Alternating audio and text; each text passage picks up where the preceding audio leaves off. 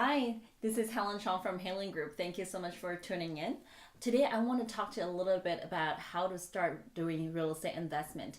A lot of our clients have been asking us, how do I start and where do I start? A lot of people are lost. They all want to do real estate investments, but they just need a little bit more guidance. I want to share with you a few pointers so that you can begin your planning. This is how I started doing my real estate investments, so it is from my personal experience. Now, first of all, you really need to identify your objective. What do you want to do? Do you need to flip so that you can have a big chunk of money coming in? Or would you like to just increase your cash flow and your monthly income? Or maybe you just want to build your portfolio and build your equity.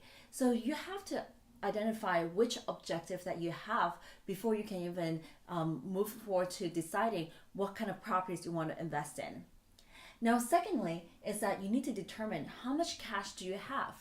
Because once you know how much cash you can spare to do real estate investment, then you can go to the third point is, how do I get my financing?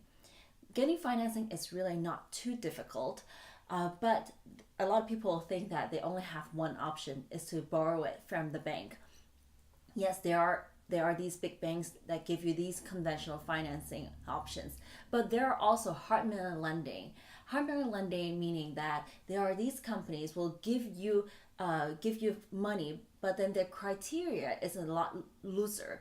It does not require a high FICO score, but it does require probably more equity in the deal. Some of them may say I need 65% loan to value based on the after repaired value, or some of them might say I need 70% loan to current value or your purchase price, but they can close in 10 days or 14 days, so they are just as good as cash in sellers eyes because it's very fast and the underwriting process is much quicker. um, the caveat of this is that it's expensive. It can cost you from 1 point to 3 point of the loan amount. Point is the percentage of the loan amount. And then on top of that, interest rate is quite expensive as well. It can range from 6.5 to as much as 12%. When I first started, I used hard money options because after I factored in these expensive origination points as well as the interest rate, I was still making money. Made it much easier for me to get into real estate investment. So it is expensive, but that's how I started. And then you can also explore credit card. If you But credit card does require a lot of discipline. One of my very first investments, I had used a credit card check to pay for partial down payment. It's checks that I found in my trash can that I was about to shred, by the way, and it was 15 months, zero interest rate with 2 points, and better than hard money lending. So I just took it and write a check to myself and funded my transaction at the time.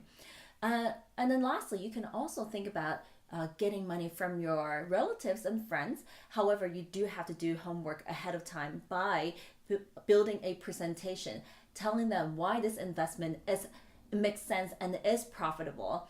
A lot of people out there, they have their retirement funds, or they have cash sitting in the bank that is not doing anything for them.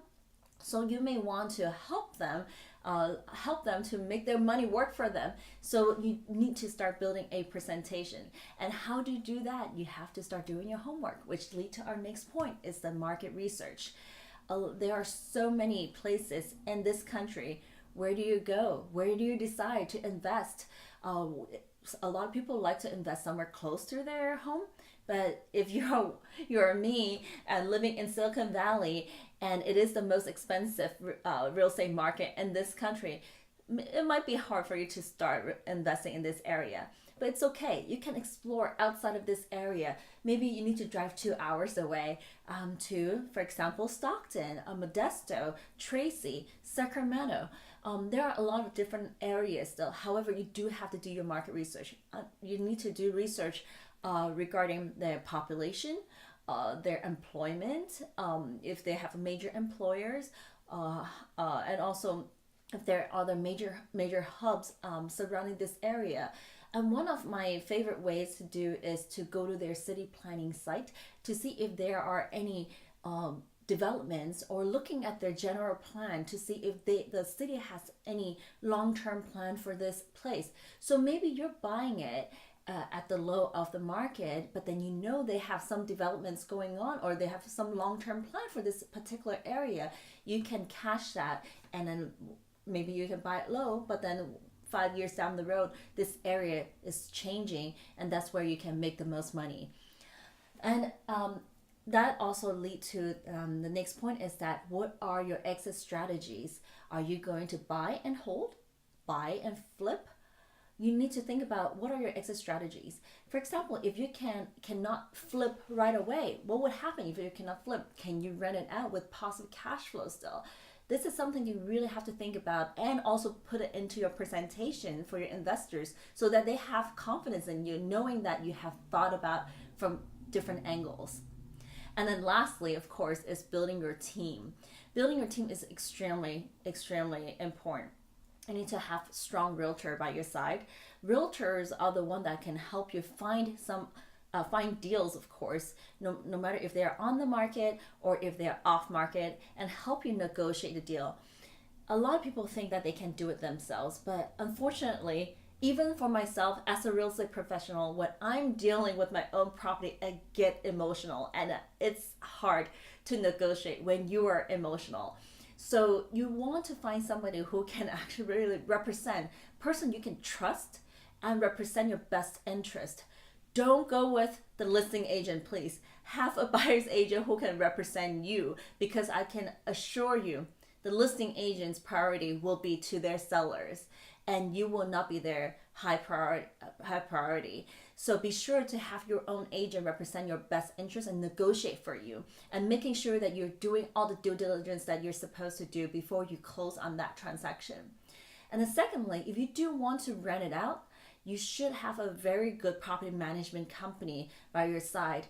Property management company is very important, because you don't want anyone just to come in and say, I can rent it out for $500 when you could have rented out for $700. Somebody who really know the market and try to fight the highest rent amount for you. And they're not afraid. And you have to find somebody who's not afraid to deal with different type of tenants. If they are the kind of property managers only deal with a higher end tenants, and you're buying a lower end tenant, they may not be ideal for your type of properties. So if your properties that you're buying have a lot of Section 8 tenants, be sure that your property manager have that experience before you put him in your team. And then lastly is contractors. Contractors, they are very important. I would suggest that you have at least 3 different contractor teams on your contractors on your team. The main reason is contractors, they get busy, they get tied down to a project. When they do tie down to your project, they won't have time for your other projects. So be sure that you have at least 3 contractors that you're working with, so that you are not relying on just one contractor, and then prolong your rehab project, because time is money. I hope these few points really help you to kick off your real estate investment career. If you have any other questions, need any other help, feel free to email me at helen@halengroup.com. Thank you so much for watching. Talk to you soon. Bye-bye.